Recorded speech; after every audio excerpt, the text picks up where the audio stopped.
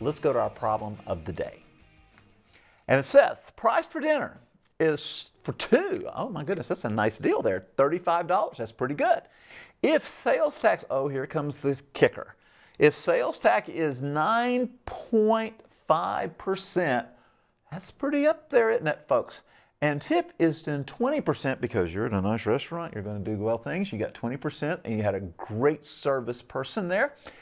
What is the total cost of the meal? So what looked like $35 is going to change immensely here. Let's see what happens to this meal, all right?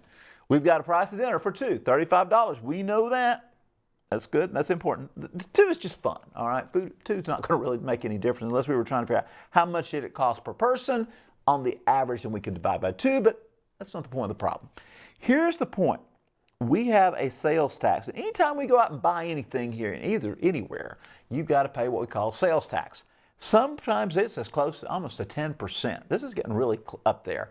That's typically about average, we think, for our areas. Your county may be a little different. Your town may be, your state may be even different. Those of you watching us on the YouTube stuff here. So, just take care of that and take it with a grain of salt. We're going to use this as a what if, all right? The tip, 20%. Now that is what you need to do, especially for your wait service staff. If they've done well, at least 20% is a good thing. Yep, food service folks, you do like me, right? I got you. So what is the total cost of the meal? No, it's not $35, is it? It's going to be a little bit more up there. So let's figure this thing out. Let's figure this out and see where we're going to go. Couple of options depending on how game you are for the calculator, how game you are for the fun here. We've got two things we could do. I like to see what it is separately. You could combine them at one nice percentage, which would be what? Ooh, it's not a nice percentage. That's 29.5%. That might scare you even more. But let's go with it and figure out both pieces, all right? So we are taking out of that $35,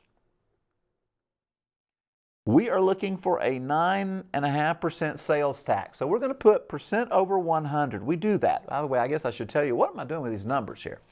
This is going to be our part that we're looking for, which is the amount of sales tax when we get to dollars and cents.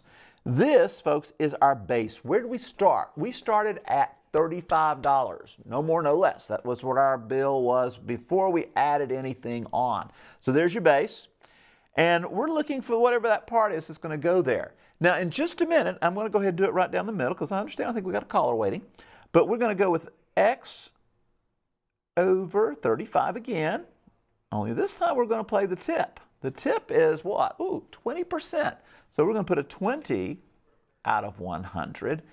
And we're setting up proportions here. I like proportions.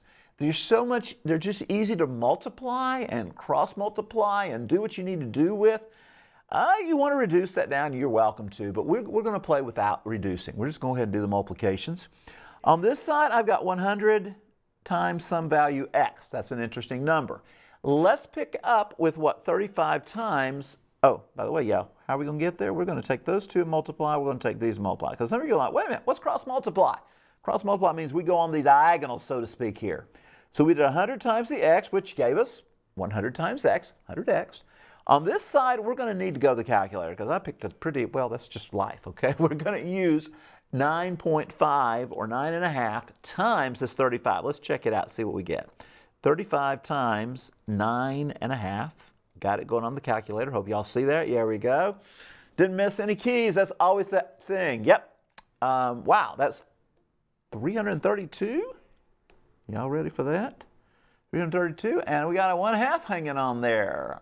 What my calculation says. Now, when we go and we do a little division here, we're going to divide by 100.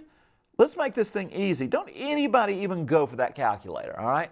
When we divide by 100, what we do is simply shift that decimal 2 places. And it's going to go 2 places to the left on this one. So we're going to have X equaling, looks like about, what, $3.32 and that little half there. Guess what? They're probably going to charge you, being the government, they're going to probably go with that for your sales tax. There it is, $3.33. I guarantee they'll get that extra cent out of you. They want it.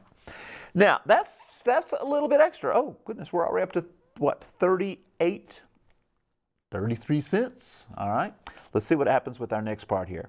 We're going to cross multiply again. That means we're going to take that 100 times x one more time. This one's a little bit easier. This one we can actually do our head. We don't have to go to the calculator for it. But it is going to give us 700 when we multiply. And best I can tell, we're going to divide by 100. And you know what that does to us? That's easy. We lose the hundreds here. We lose the zeros there. We have x equaling, looks like a $7 tip coming to our wait staff, all right? Now, add those together. Oh, yes, my friends. All of a sudden, this has taken on a much different character, hasn't it? We now have extra money that we're going to be paying between tax and tip. We're up to $10.33. And you know what we want to do? We're going to add that to 35. So we'll put that plus 35. And I am looking at, a nice cost of what I thought was $35, not anymore. $45.33.